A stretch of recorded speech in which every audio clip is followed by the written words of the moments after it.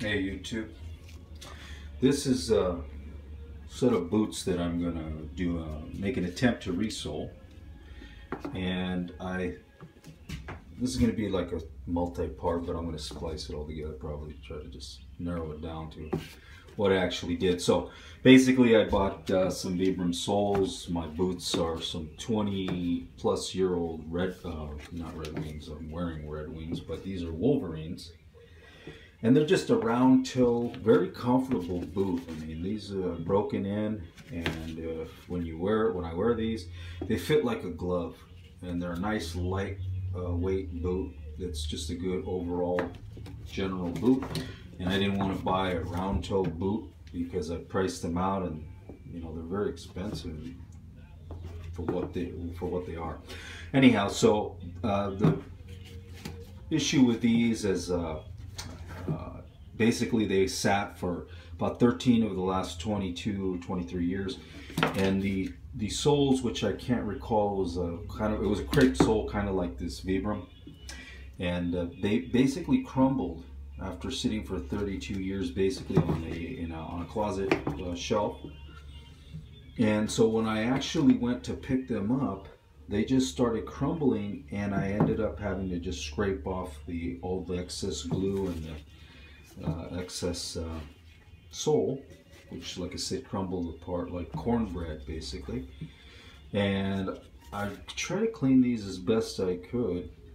That's about as good as I can get them. Now, I didn't use any chemical on there, and maybe I should, but I'm trying to cut down on the expense of doing this. And I priced them with a cobbler to get them resold, and even though they were in this condition, meaning there's no labor, I don't think, as far as except for wiping something on there to clean up what I've already cleaned, but they still wanted $85 to $100 to put these soles on. And they said, well, the soles are very expensive and so forth. But I went online, bought these for 19 bucks. And they're authentic Vibram, and I can't imagine that they would cost them any more than that. In fact, they're probably a lot less for them. So that's what I'm going to do, and gone online and watched a couple videos by professionals that know what they're doing. And so I'm just going to make an attempt to do this, and I figure if it totally goes south on me, I can always just have them pulled off and then have somebody else do them. But if somebody else does your shoes, they typically will replace this midsole, and mine is, I think, in just perfect condition. I think. I'm not a cobbler or anything, but you know, to me that stitching looks perfect. There's no holes or anything like that. And when they do take this midsole off, that's when you get those big old holes of cork inside, and then they got to fill that in, patch it in, and then they put on a new midsole, and then they glue on the sole. So anyhow, in an attempt to save some money, I'm here in my little loading room. I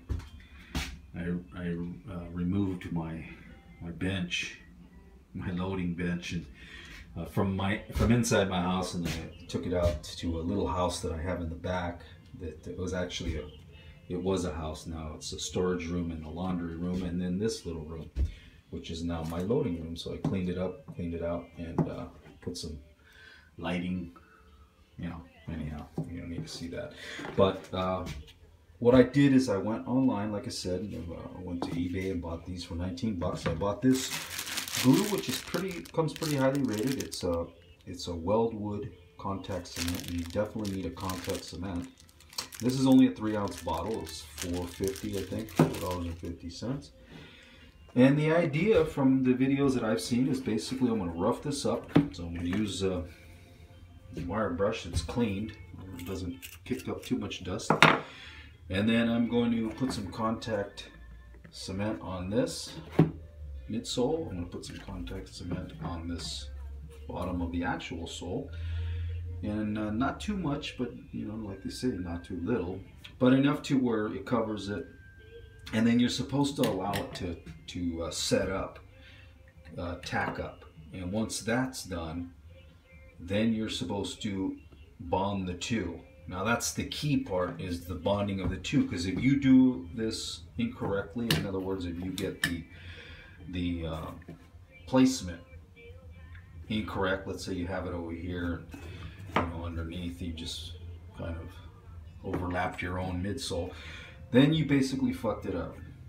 Excuse the language, but basically you're not going to separate these out. From my understanding, once these get bonded together, it's not going to happen, not without problems. So basically you got one shot at it, from what I understand.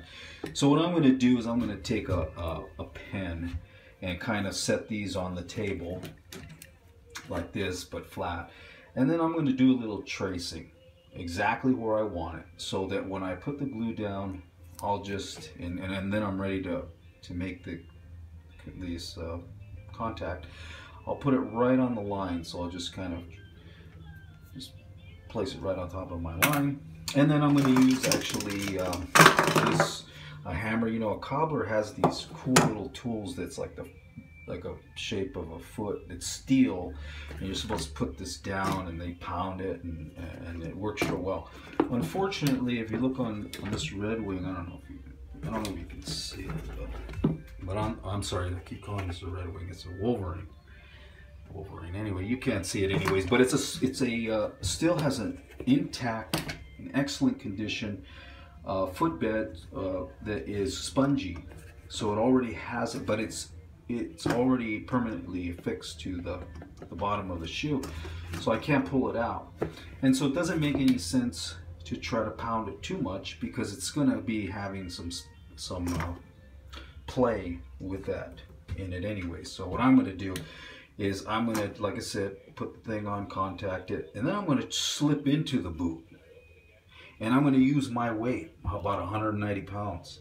And just kind of rock it back and forth, side to side, not lift it up or anything. I'm just going to kind of rock it back and forth, side to side. Just make some good contact on the major portion of the sole.